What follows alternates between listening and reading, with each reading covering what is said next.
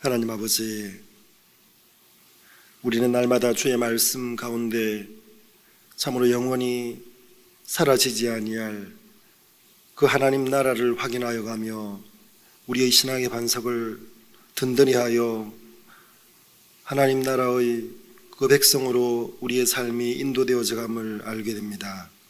말씀 앞으로 우리를 부르셔서 참으로 하나님 우리 아버지를 깊이 알아갈 수 있는 이 은혜를 이 아침에도 우리에게 허락하심을 감사드리며 하나님 앞에 겸비한 마음으로 우리의 마음에 무릎을 꿇습니다. 이스라엘 백성들이 하나님의 부르심 앞으로 나와 하나님의 낮에는 불기둥으로 낮에는 구름기둥으로 밤에는 불기둥으로 이끌어 인도하여 가시는 그 은혜를 힘입어 주변에 있는 모든 국가들로 하여금 하나님의 통치를 보게 하였던 그 놀라운 은혜로 시작한 나라였으나 어느덧 하나님이 없는 백성들처럼 참으로 그들이 그 주변 국가들의 그 모습들과 동일한 모습으로 변질되어졌던 것을 우리가 예레미야서를 보면서 확인하게 되어집니다. 우리를 인하여서 우리의 주변 국가들이 오히려 망하는 그러한 국가들로 변질되어져 가는 것을 보게 되어질 때에 하나님은 다시금 이스라엘 백성들을 돌이켜 그 주변 국가들로 하여금 하나님이 어떠한 분이신가를 보게 하시는 것을 우리가 참으로 이웃 국가들을 치시는 하나님의 그 능하신 손을 인하여 우리가 확인하게 되어지는 것을 보게 되어지오니 우리가 성도의 선한 행실, 바른 행실, 하나님의 그 거룩함을 살아내는 그러한 성도로 세워져 감으로 인하여서 우리의 이웃들이 우리를 통하여서 하나님을 확인할 수 있는 그 은혜가 있게 하여 주옵소서. 날마다 우리의 삶이 참으로 하나님 나라를 사는 그 거룩한 삶으로 늘 인도되어져 갈 수 있기를 주님 간구하오니 늘 우리가 말씀 가운데 거하게 하여 주시고 하나님께로 나아가는 이 일을 소홀히 하지 아니하도록 우리를 인도하여 주옵소서. 우리가 연약한 것 같고 우리가 참으로 초라하여 보인다 할지라도 능히 우리와 함께 하시는 하나님을 인하여서 우리의 이웃들이 우리를 통하여 하나님을 보게 될 줄을 믿사오니 하나님 우리를 날마다 주의 거룩한 길로 인도하여 주옵소서. 그러하기 위하여 우리에게 주시는 이 말씀을 사모함으로 앉았습니다. 주의 말씀이 와여 오실 때에 우리가 말씀을 통하여서 하나님의 뜻을 분별하게 하시고 하나님의 우리를 이끌어 인도하여 가시는 이 놀라운 은혜를 이 아침 우리를 새롭게 하시는 은혜 가운데 누려지게 하여 주옵소서. 우리의 모든 삶이 하나님 나라를 살아가는 믿음의 삶이 되어지기를 주님 간절히 간구하오니 성령께서 날마다 우리를 인도하여 주옵소서. 세우신 목사님을 붙들어 주시고 함께 주의 말씀을 상고할 때에 말씀을 통한 하나님의 진리를 깨닫는 놀랍고 복된 시간 되게 하여 주옵소서. 감사를 드리며 예수님 이름으로 기도합니다.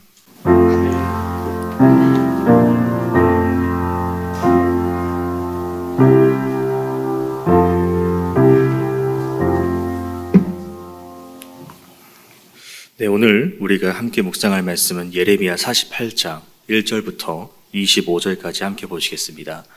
예레미야 48장 11절부터 25절 말씀입니다. 다 찾으신 줄 알고 한 절씩 교독하겠습니다. 모압은 젊은 시절부터 평안하고 포로도 되지 아니하였으므로 마치 술이 그 찢기 위에 있고 이 그릇에서 저 그릇으로 옮기지 않음 같아서 그 맛이 남아있고 냄새가 변하지 아니하였도다. 그러므로 여호와께서 말씀하시니라. 날이 이르리니 내가 술을 옮겨 담는 사람을 보낼 것이라. 그들이 기울여서 그 그릇을 비게 하고 그 병들을 부수리니 이스라엘 집이 베델을 의뢰함으로 수치를 당한 것 같이 모압이 그 못으로 말미암아 수치를 당하리로다.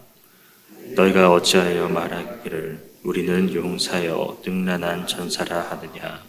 만군의 여호와라 일컫는 왕께서 이와 같이 말하노라. 모압이 황폐하였도다. 그 성읍들은 사라졌고 그 선택받은 장정들은 내려가서 죽임을 당하니 모압의 재난이 가까웠고 그 고난이 속히 닥치리로다. 그의 사면에 있는 모든 자여, 그의 이름을 아는 모든 자여, 그를 위로하며 말하기를 어찌하여 강한 막대기 아름다운 지팡이가 부러졌는고 할지니라.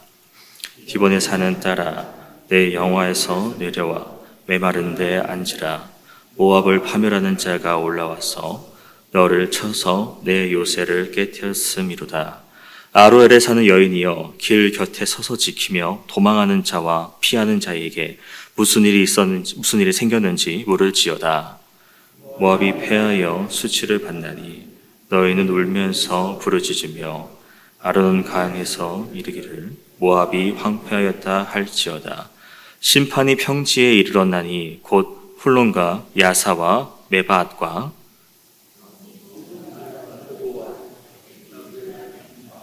기라다임과 벳가물과 벳모온과 그리엇과 보스라와 모압다 원그 모든 성읍에로다. 함께 읽겠습니다. 모압의 풀이 잘렸고 그 팔이 부러졌도다. 여호와의 말씀이니라. 아멘. 네, 이제 계속해서 이제 예레미야가 이제 여러 나라들에 대한 예언을 해오고 있는 것을 우리가 쭉 묵상하고 있습니다. 애굽, 블레셋, 그리고 이제 오늘 본문은 모압에 대한 예언인데요. 이제 모압이 왜 이런 심판의 메시지를 받게 되었는가? 우리가 읽어서 알고 있지만 이제 그들의 교만과 우상 숭배 때문에 하나님께 심판받을 수밖에 없는 상황이었음을 이제 예레미야는 예언하고 있습니다. 먼저 11절을 함께 보시면 모압은 젊은 시절부터 평안하고 포로도 되지 아니하였다라고 되어 있습니다. 그러니까 모압이 있는 그 위치가 이제 좀 천연 요새였었나 봅니다. 산골짜기 좀 높은 위치에 있다 보니까 누군가 침략하기도 좀 힘든 장소였다는 것이고, 지리적으로 안정되다 보니까 이제 내가 거기서 어떤 침략을 안 받으니 물질을 쌓는 것도, 또 그 지역이 이제 곡식 자라는 그런 것도 좀 좋았나 봅니다. 그래서 누가 공격해 오지 않으니까 평안하고 포로로 잡혀간 적도 없고, 그래서 11절 보시면 마치 술이 그 찢기 위에 있고 이 그릇에서 저 그릇으로 옮기지 않음 같아서 그 맛이 남아있고 냄새가 변하지 않았다라고 기록합니다. 그래서 찾아보니까 이제 포도주는 이제 담글 때 오래되면 오래될수록 그 맛과 향이 좋아진다고 합니다. 그래서 이 그릇과 저그릇을 옮기게 되면 그 옮기는 과정 속에 향이 또 사라지고 맛도 좀 변질된다고 합니다. 그러니까 찢기가 그대로 남아있다라는 얘기는 물론 나와 있는 얘기지만 옮겨지지도 않았고 흔들리지도 않은, 뭔가 이제 민족적으로 위협을 당하지도 않은 안정적인 상황이었다. 그래서 젊은 시절부터 이 모압이 세워졌던 시기부터 나는 불편함 없이 어려움 없이 잘 먹고 잘 살아왔다. 그 얘기를 지금 11절부터 모압이 이런 나라였다는 것을 이야기를 하고 있습니다. 그래서 이것을 우리가 그 룻기에서도 잠깐 살펴볼 수 있는 것은 그렇습니다. 이스라엘에 큰 흉년이 온 적이 있지 않습니까? 근데 그때 나오미의 가족이 이제 흉년을 피해서 온 나라가 모압이었다는 것을 생각해 보면, 이제 그 모압은 흉년이 오지도 않았고 혹여 흉년이 있다 하더라도 이제 먹고 살만한 그 정도의 풍요를 누리고 있었다라고 우리가 좀 추측해 볼 수 있겠습니다. 그런데 오히려 이런 풍요나 안정, 또 이런 어려움 없는 그 상황이 오히려 모압에게는 스스로 족쇄가 되는 부분이 있었다라는 것이죠. 12절을 보시면은 날이 이르리니라고 이제 하나님께서 말씀을 하시는데요. 앞서는 술이 이 그릇 저 그릇 옮길 일이 없었다라고 얘기를 하시는데 12절에서는 그 술을 옮길 사람이 내가 옮길 사람을 보내겠다라고 말씀하십니다. 그냥 술을 다른 그릇으로 옮기는 것뿐만 아니라 그 병을 깨트린다까지도 말씀하시거든요. 그러니까 그동안 모압이 누려왔던 그런 평화, 안정된 그 삶이 다 끝났고 이제는 멸망의 순간이 다가오는 것만 기다려야 된다는 이야기를 담고 있습니다. 우리가 앞서 계속 살펴봤지만 이 술을 옮겨 담은 그 사람은, 그 존재는 이제 바벨론이라는 것을 알고 있고요. 그냥 세상적인 일반적인 시선으로는 바벨론의 영토 확장하는 거다라고도 볼 수 있겠지만은 우리가 살펴본 말씀 보면은 하나님께서 바벨론을 도구로 쓰셔서 이제 당신의 뜻을 어겼던 자들을 모두 심판하시는 부분이라는 것. 그러니까 바벨론 또한 세상적으로는 자기 욕구대로 자기 영토 확장 위해서라고 볼 수 있겠지만 결국엔 그 또한도 하나님의 섭리 가운데 흘러가는 그런 도구였다는 것을 우리는 볼 수 있겠습니다. 그러면 궁금한 점은 이런 거죠. 아니, 하나님께서 그동안 죄를 미워하시는 분이니까 애진작의 이 모압을 멸망시키실 수도 있지 않았을까? 그런데 이제 13절은 또 이렇게 말씀하시는 거죠. 그동안은 지켜보셨다가 이제 북이스라엘이 베델을 의뢰함으로 수치를 당한 것처럼 모압이 그모스로 말미암아 수치를 당한다.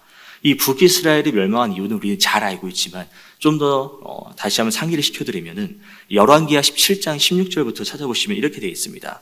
그들이 쇠를 녹여서 2개의 송아지 형상을 만들고 아세라 우상도 만들었다. 그들은 하늘의 모든 별에게 절하고 바알을 섬기며 자식을 불에 태워 제물에 바치기도 하고 마술, 요술을 부려서 점을 치기도 했습니다. 그러니까 하나님의 백성임에도 불구하고 그들이 우상을 만들고 또 우상을 섬기며 하나님 말씀 율법에 어긋난 삶을 계속 살아왔기 때문에 하나님께서 그 이스라엘이 하나님이 아닌 베델, 그러니까 우상 신전 우상의 그 제단을 의뢰했기 때문에 멸망을 수치를 당했다. 이 모압 또한 그모스라는 신, 그모스라는 것도 이제 암몬과 모압이 섬기는 신, 전쟁의 신이라고 합니다. 그러니까 하나님을 섬기는 게 아니라 이제 또한 우상을 섬겼기 때문에 이스라엘 백성들 북이스라엘이 했던 것처럼 너희도 우상 숭배했기 때문에 결국엔 멸망의 길로 내가 인도할 것이다 라고 하나님께서는 13절의 말씀을 하시는 거죠. 근데도 모압은요 14절부터 하는 말이 스스로를 용사, 능란한 전사, 나는 지금 내가 있는 위치가 천해 요새이고 그동안 내가 공격받은 적도 없고 그러니까 얼마나 풍요롭게 곡식도 차곡차곡 쌓아오고 얼마나 무기 개발도 잘 해왔고 문명적으로 내가 얼마나 성숙해졌는가. 그러니까 그럼 와봐라. 내가 그런 것을 다 준비가 되어 있기 때문에 그리고 그모스라는 신이 그동안 우리에게 평안을 줬기 때문에 누가 공격해오는데 나는 두렵지 않다라고 그들은 스스로 생각을 하고 있습니다. 교만이죠. 자만입니다. 그동안 한 번도 공격 안 당했으니까 나는 강하다. 그런데 그것은 왜 그들이 그동안 안정되었을까? 하나님께서 그냥 안 건드셨기 때문이에요. 하나님께서 그들이 아직은 때가 아니기에 혹여나 마음을 바꿀 수도 있으니까라는 생각 때문에 기다리셨던 것으로 보입니다. 하지만 더 이상은 아니었다는 것이죠. 그래서 하나님께서는 너희 성읍들은 사라지고 너희가 선택한 그 장정들, 능란한 전사들 이제 그들은 다 죽임을 당할 것이다. 누구로 인해서? 바벨론의 침략으로 인해서 말입니다. 물론 앞서 말씀드렸다시피 바벨론은 세상적으로는 강대국입니다. 이제 영토를 확장하는 정말 어마무시한 그런 나라입니다. 근데 그 바벨론 또한 하나님의 도구라는 것. 바벨론 뛰어나서 어떤 힘이 세서 지혜가 뛰어나서가 아니라 그냥 하나님께서 쓰시겠다 했기 때문에 그래서 이 바벨론 또한 이제 하나님이 말씀하신 그 이상의 죄를 잘못을 저질렀기 때문에 바벨론 또한 심판을 당하게 됐다라는 것이고 그래서 우리는 여기서도 하나님이 역사를 주관하시는 분이구나라는 것을 다시 한번 보게 됩니다. 그래서 이런 바벨론에 의한 심판이 그런 재앙이 이제 속히 임할 것이라 말씀을 하시고요. 그러니까 왜 이런가? 앞서 얘기했던 교만, 자만 때문이고 잠언에서도 이런 말씀이 있죠. 성경이 말합니다. 교만은 패망의 선봉이고 거만함은 넘어짐의 앞잡이다.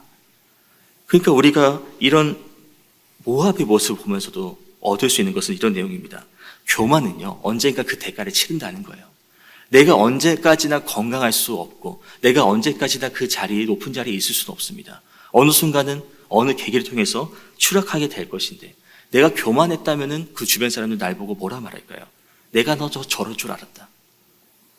반대로 내가 겸손한 모습을 늘 보였다면 어땠을까요? 높이 올라가도 추락해도 이제 그 주변 사람들이 나를 보고 그 겸손한 모습을 알고 또 위로하고 격려하지 않겠습니까? 그러니까 우리가 그리스도인이라고 말하고 하나님의 백성이라 말한다면 또 하나님께서 우리를 쓰시려고 때로는 높은 자리에 올리시기도 하고 또 많은 부를 허락하실 수도 있습니다.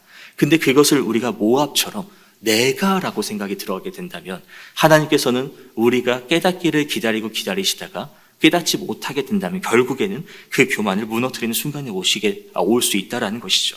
그러니까 이 모압을 보면서도 우리가 깨달을 수 있는 것은 이 또한도 하나님이 허락하신 것이구나. 내가 얻은 것이 아닌 하나님이 내게 주신 것을 우리가 늘 잊지 말고 살아가야 된다는 것입니다.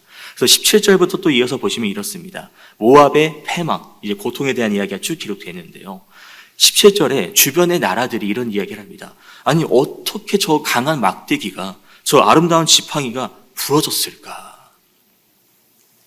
막대기는 이제 누군가를 이제 인솔할 때 사용되는 도구고요.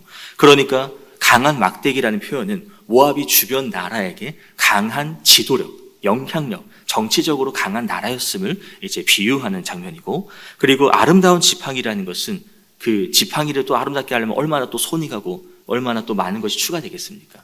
그렇게 다른 의미로 사치를 피울 수 있을 만큼 이제 부유하다는 것을 뜻합니다. 그러니까 모압이 강한 정치력, 강한 힘과 막강한 불을 가지고 있는데 그게 다 부러졌다, 꺾였다.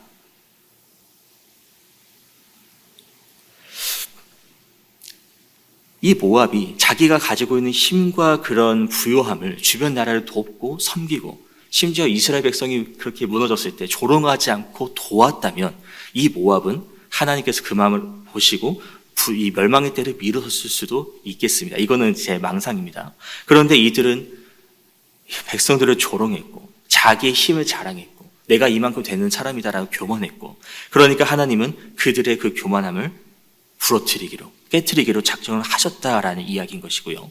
그리고 18절에 너희 디봇에 사는 백성아 그 영광의 자리에서 메마른 땅에 앉아라. 내려와서 앉아라.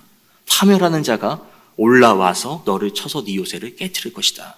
바벨론이 올라와서 하나님께 쓰임받은 그 도구인 바벨론이 올라와서 이 디본이 그 모압의 수도라고 합니다. 그래서 그곳에 수도에 살고 있는, 수도면 또 얼마나 튼튼하게 또 단단하게 그걸 지었겠습니까? 근데 그 요새를 하나님께서는 깨트려 버리신다고 말씀하십니다. 너가 그 의지하는 힘, 권력, 군사력, 물질, 하나님 앞에서는 아무 소용이 없다라는 것이죠. 그래서 그 예레미야는 그 멸망에 대해서 또 요새 깨트림에 대해서 말씀을 이제 그 백성들에게 전하고요. 그래서 이 모압 백성들이 이 그 요새에서 그 디본에서 내려와서 도망을 합니다. 근데 그 도망하는 장면을 19절에 아로엘에 사는 여인이 보고 그 여인이 이제 또 물어봅니다. 지금 이 아로엘이나 디본이라는 그 지역은 먼저 디본부터 지역을 잠깐 말씀드리면 아르논 그 강가가 있어요. 이 강가가 모압과 암몬을 가르는 그 지역이기도 하고, 그리고 그 물이 계속 잘 흐르는 곳이어서 모압의 그 산 위에 있다 하더라도 곡식이 잘 자랄 수 있도록 물을 언제나 풍족히 채울 수 있는 이제 충분한 그 물줄기였다라는 것이죠. 그런데 그 아로엘 같은 경우도 지금 그 어디입니까? 아로는 강 근처에 있는 또 곳이고요. 그러니까 그 근처에서 살고 있는 여인이 그 강가로 내려오는 이 피난민들을 보고 왜 그런가라고 질문을 던집니다. 그리고 그 20절 보시면은 모압이 패했다, 수치를 당했다, 받았다. 그리고 너희는 울면서 부르짖으며 아르논 강가에서 모압이 황폐했다고 외치라라고 말합니다. 이 아르논 강가가 모압의 곡식을 이제 목축업을 위해서 많은 수분을 제공했던 그 장소인데, 이제 이 강가를 통해서 모압이 심판을 받았다. 이제 모압이 수치를 받았다는 이야기가 퍼져나가는 그런 재앙의 상징으로, 전에는 풍요의 상징으로 말할 수 있다면 이제는 재앙의 상징으로밖에 남지 않았다.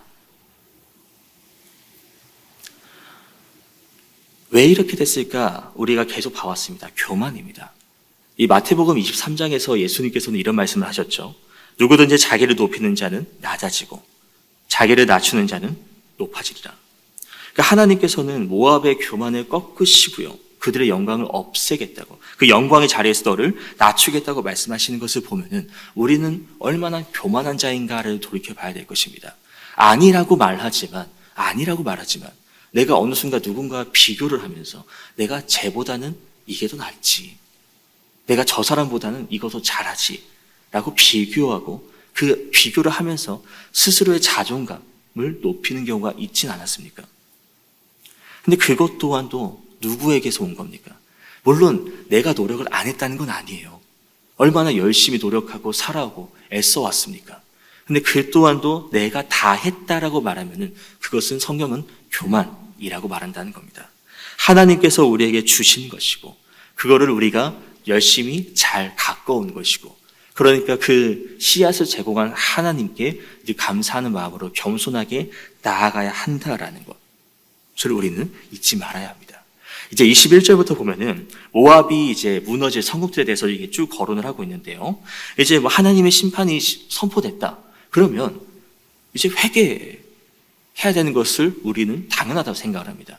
이제 뭐 그 요나가 그 니느웨에 가서 하나님의 심판을 선포했을 때 또 니느웨 그 성읍들이 회개한 장면을 우리가 잘 알고 있지 않습니까?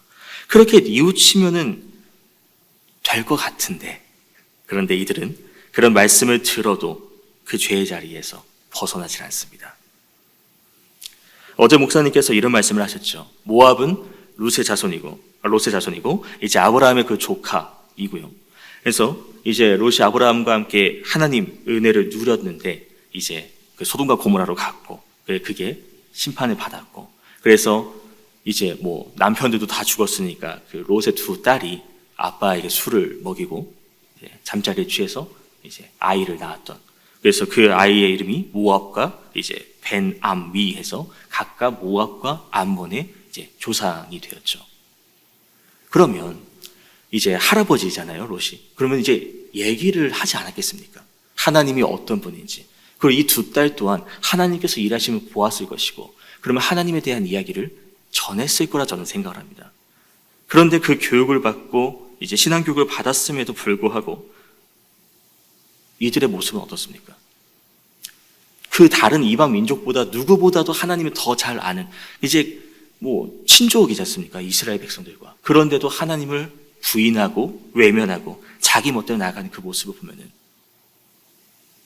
어떤 의미로 보면 우리가 가진 것이 많은 게 문제인가라는 생각이 들기도 합니다. 지금 모압 같은 경우도 그 천의 요새, 이제 마르지 않은 그런 강가가 있고 목축업이나 농업이나 문제없이 잘 흘러가고, 나름 자기들이 믿고 있는 그 그모스라는 전쟁의 신이 자기를 지켜줘서 내가 그동안 어떤 전쟁도 치르지 않았고 그 어떤 문제도 없었으니 하나님의 심판이 뭐 예레미야가 얘기해도 뭐 그모스 신이 우리 지켜줄 건데 그동안 쭉 그래 왔으니까 나는 뭐 걱정할 거 없다. 그런데 이 잘못된 믿음이 결국 어떻게 됩니까? 그들에게 심판이라는 결과를 낳게 되었다는 것이고, 그래서 그들의 그 옛 수도 디본은 파괴됐고 요새는 무너졌고 그 수치스러운 메마른 곳에 앉게 될 것이고, 그래서 25절에 그 모압의 결말이 어떻게 됩니까? 그 뿔이 잘렸고 그 팔이 부러졌도다. 그렇게 자랑하고 힘이 있다고 말하고 부유하다고 말했던 그들의 모든 것이, 그 권세들이 모조리 꺾이고 부러져 버렸습니다. 자기가 자랑하던 그 교만한 것들이 하나님 앞에서는 모두 꺾였죠. 왜일까요? 하나님께서 주신 것을 그모스 신에게 영광을 돌렸기 때문에, 하나님께 감사하며 나간 것이 아니라 우상에게 감사하며 나갔기 때문에 하나님께서는 그 교만을, 그 우상 숭배를 꺾어버리셨다라는 것입니다. 오늘 말씀 보면서 우리가 어떤 것을 적용하면 좋을까를 좀 정리를 해봤는데요. 먼저는 이제 오늘 말씀이 한 줄로 요약하면 이렇죠.